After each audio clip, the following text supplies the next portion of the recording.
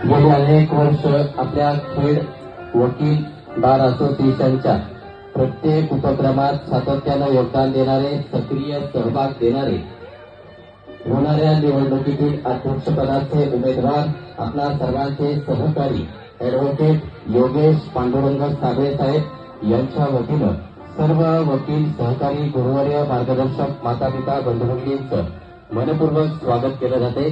सर्वांना विनंती राहील, 29 तारखेला मताधिकार आपण सगळेजण बजावावा, परम पवित्र कर्तव्य बजावून आपण मतदानाच्या प्रक्रियेत सहभाग उत्स्फूर्तपणे नोंदवावा।